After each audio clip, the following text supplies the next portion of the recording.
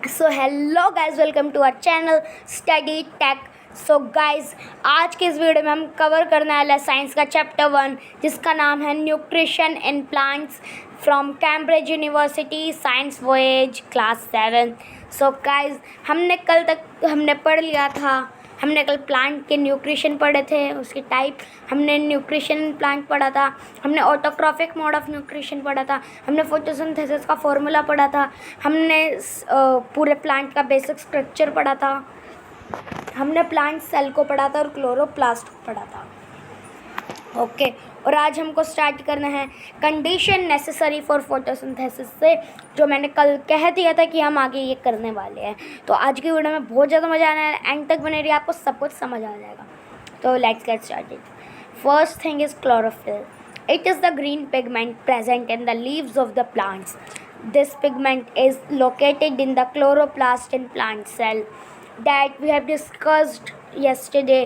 कि क्लोरोप्लास्ट क्या होता है, ग्रेनम क्या होता है, थाइलाकोइड क्या होता है, क्लोरोफिल क्या होता है। क्लोरोफिल हमने नहीं करा था, फिर भी क्लोरोफिल आज हम समझा देंगे, क्योंकि ये क्लोरोफिल बेसिक नीड होती है फोटोसिंथेसिस को परफॉर्म करने के लिए। क्लोरोफिल एक ग्रीन पिगमेंट होता है जो लीव्स के अंदर प्रेजेंट होता है। वो पिगमेंट क्लोरोप्लास्ट के अंदर कंटेन करता है, जैसे कि हमने कल क्लोरोप्लास्ट के अंदर बता दिया था। क्लोरोप्लास्ट के अंदर क्लोरोफिल होता है। Okay, let's move further. Carbon dioxide is the second need. The carbon dioxide gas present in the atmosphere enters the leaves through small opening called stomata. In singular we say stoma. Each stoma consists of 2 guard cells and a stomatal opening. अब इसका मतलब है, जो carbon dioxide होती है वो हमारे air के अंदर प्रेजेंट होती है, एटमॉस्फेयर के अंदर प्रेजेंट होती है, और वो हमारे स्टोमेटा के थ्रू एंटर करती है। और स्टोमेटा के अंदर 2 गार्ड सेल्स और एक स्टोमेटल ओपनिंग होती है। हम इसके बारे में आगे पढ़ेंगे, या फिर मैं अभी समझा ही देता हूँ कि देखिए अभी गाइस देखिए, हमने कार्बन डाइऑक्साइड पूरा कर लिया है। वाटर एंड मिनरल्स अभी हम समझाते हैं। पहले हम आपको स्टोमेटा समझाते हैं, क्योंकि कार्बन डाइऑक्साइड स्टोमेटा पहले आ चुका है। Stomata is tiny pore that is presented into the leaves.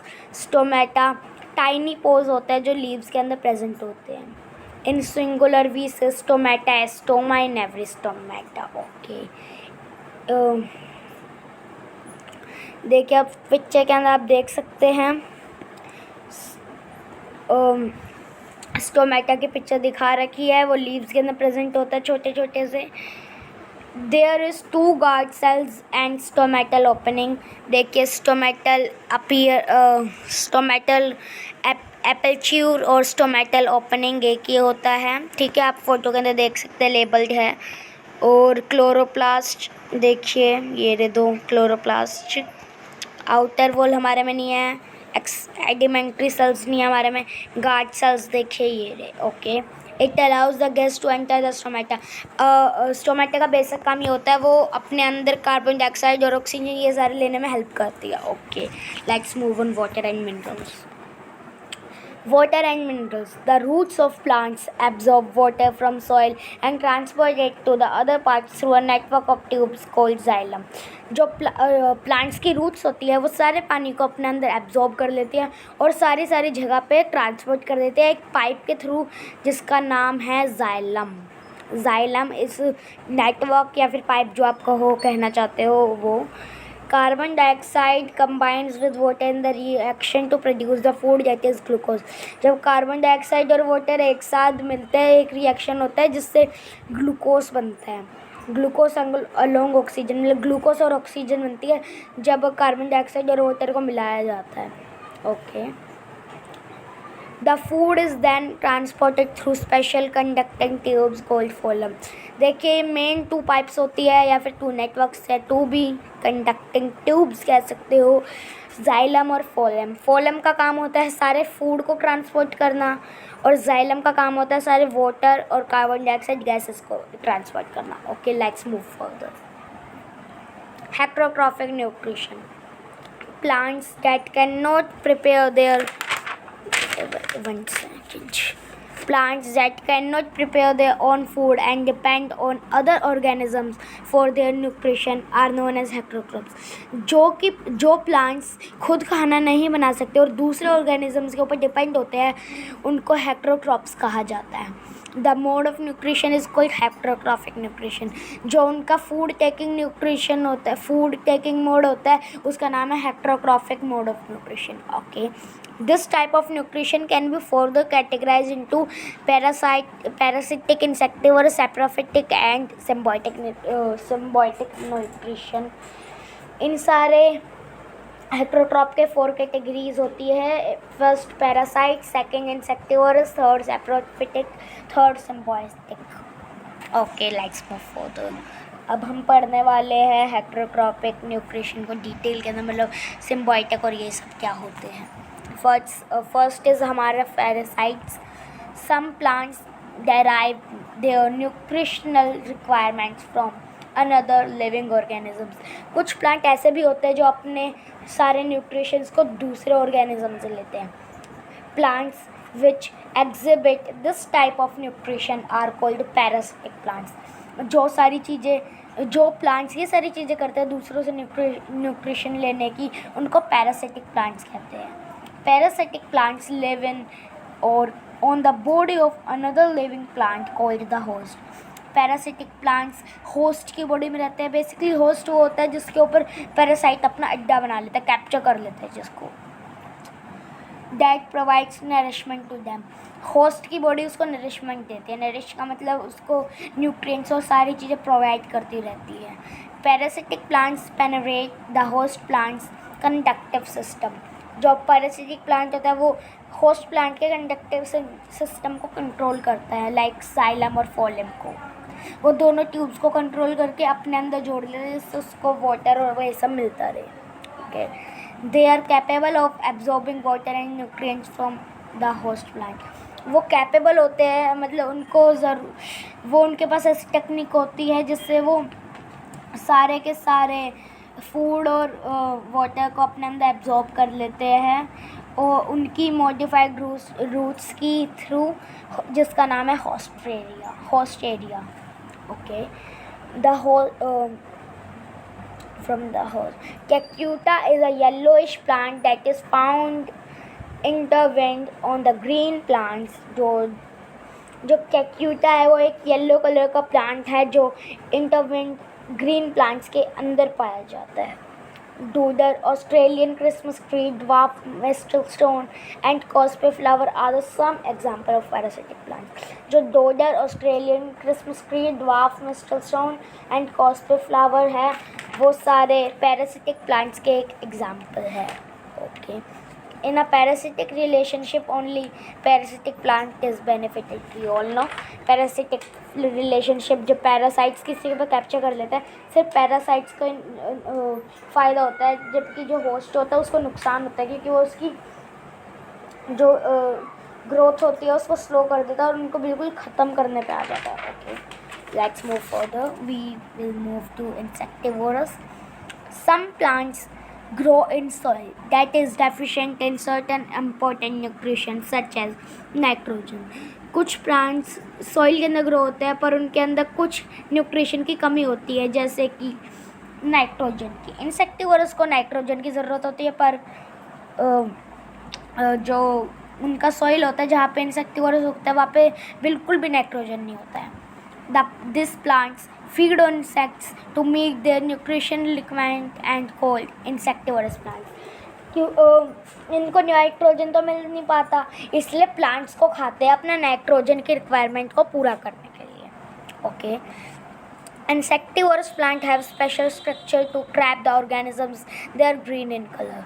जो इंसेक्टिवरस प्लांट होते हैं उनके पास एक स्पेशल स्ट्रक्चर, उनकी एक अलग ही शेप होती है किसी ऑर्गेनिज्म को ट्रैप करने के लिए. उनके पास अलग अलग एबिलिटीज़ होती हैं. They are green in colour, वो ग्रीन कलर के होते हैं. And can prepare their own food, वो खुद फूड बना सकते हैं पर उनको नाइट्रोजन की ज़रूरत के लिए इंसेक्ट्स को खाना पड़ता है. But behave as insectivorous to fulfil their nitrogen requirement. वो क्या बोलते हैं, इंसेक्ट्स को इसलिए खाते हैं जिससे वो अपनी नाइट्रोजन की रिक्वायरमेंट को पूरा कर ले. Venus fly trap, many types of pitcher plants, bladderwort and sundew plant some example of insectivorous plant. Yes, जो सेंटिव प्लांट होता है, पिचर प्लांट होता है, वीनस फ्लाईक्रैप होता है, ये कुछ एग्जाम्पल्स है इंसेक्टिवोरस प्लांट के। Let's move further, we can move to saprophytes. The plants that live on dead and decaying matter and derived nutrition from them are called saprophytic plants or saprocrops. Saprocrops are usually white, but some plants can have brightly colored flower of 10 with no leaves. जो सैप्रोक्रॉप्स होते हैं वो dead और decaying organic matter, मतलब वो मरी हुई चीज़ों पे रहते हैं एंड उन मरी हुई चीज़ों से ही अपना न्यूट्रिशन लेते हैं, उन्हीं को सैप्रोफिटिक प्लांट कहते हैं या फिर सैप्रोक्रॉप्स। जो सैप्रोक्रॉप्स प्लांट होते हैं वो ब्राइट कलर के होते हैं, मतलब थोड़े से डार्क कलर के होते हैं और उनके पास लीव्स नहीं होती, पर कुछ के पास होती है और वो ट्रॉपिकल फॉरेस्ट के अंदर पाए जाते हैं। This secrete digestive juices on them, उनके अंदर अलग अलग टाइप के जूसेस भी पाए जाते हैं अंदर, अगर हम उनको तोड़ वोड़ देंगे, काट वट देंगे और वो क्या बोलते हैं, जो वो होता है सारा का सारा उनका क्या न्यूट्रिएंट्स उनको एब्जॉर्ब कर लेते हैं अंदर उन डेड एंड डिकेइंग मैटर का। और इंडियन पाइप इसका बहुत ज़्यादा ग्रेट एग्जांपल है सैप्रोक्रॉप्स का। Okay, let's move further and the last topic of this video, in symbiosis. In symbiotic nutrition, organisms develop mutual relationship with other organisms to obtain nutrients. In this way, both the organisms help each other. The organisms involved in this type, known as symbiosis, lichens, are a perfect example of symbiotic relationship. In lichen and algae, that is an autotroph, lives in association with a fungus that is an saprocrop. तो हमको इस paragraph से हमको ये समझ आता है कि जो सिम्बायोसिस होते हैं वो एक म्यूचुअल रिलेशनशिप बना लेते हैं दो प्लांट्स के बीच में, एक दूसरे से न्यूट्रिएंट मांगने के लिए। जैसे तेरे पास ये नहीं है तो तू मेरे को ये दे दे, अगर तेरे पास ये नहीं होगा तो मैं तेरे को दे दूँगा, ऐसे करने के लिए। और एक दूसरे की हेल्प करते हैं दोनों अपने ग्रो करने के लिए। द ऑर्गेनिज्म इन्वॉल्व, जो इसके अंदर इन्वॉल्व होता है उनको सिम्बायोसिस कहा जाता है। और जो लाइचेंस है वो एक परफेक्ट एग्जाम्पल है सिम्बायोटिक रिलेशनशिप का, क्योंकि एक एल्गी नाम का प्लांट होता है जो एक ऑटोट्रोप है, वो एक फंगस के साथ रहता है जो एक सैप्रोक्रोप है। मतलब ऑटोक्रोप सैप्रोक्रोप के साथ रह रहा है बस चलते न्यूट्रिएंट्स मांगने के लिए, जबकि फंगस तो खुद डेड एंड डिकेइंग मैटर से ले रहा है। पर ये बहुत ज़्यादा ग्रेट एग्जांपल है। अगर मेरे को कोई अच्छी सी फ़ोटो मिल जाती तो मैं फ़ोटो भी लगाता, पर मेरे को लाइचेंस की फ़ोटो मिली नहीं। तो बस आज की वीडियो के लिए इतना ही बोलता हूँ। बहुत ज़्यादा लंबी वीडियो हो चुकी है यार, कितना हमने पूरा ही चैप्टर क्लियर कर दिया। हम बता देते हैं हमने इन 2 पार्ट्स के अंदर क्या क्या करा है। देखिए, साइंस का चैप्टर 1 न्यूट्रिशन इन प्लांट्स हमने पूरा क्लियर कर दिया है। हमने देखते हैं 2 वीडियोज़ के अंदर क्या क्या करा है। हमने प्लांट न्यूट्रिशन और उसके टाइप पढ़े, हमने पढ़ा न्यूट्रिशन प्लांट क्या होता है, हमने ऑटोट्रॉफिक मोड ऑफ न्यूट्रिशन अच्छी तरह पढ़ा, हमने फोटोसिंथेसिस का फॉर्मूला भी पढ़ा, हमने प्लांट का स्ट्रक्चर पढ़ा है, हमने प्लांट का सेल पढ़ा है, पूरा कंडीशन नेसेसरी फॉर फोटोसिंथेसिस पढ़ा है, हमने स्टोमेटा पढ़ा है, हमने हेट्रोट्रॉफिक न्यूट्रिशन पढ़ा है, हमने पैरासाइट्स पढ़ा है, हमने इंसेक्टिवोरस पढ़ा है, हमने सैप्रोक्रॉप्स भी पढ़ा है, हमने सिम्बायोसिस भी पढ़ा है। तो यार बहुत ज़्यादा चीज़ें हमने पढ़ी है। अब अगली वीडियो भी इसी चैप्टर के ऊपर होगी, बस उसके अंदर हम बहुत सारे क्वेश्चंस और वो सब क्लियर करने वाले हैं, आप सबके डाउट्स है वो सब, तो उस वीडियो को ज़रूर देख लेना। अभी तक के take care and bye bye.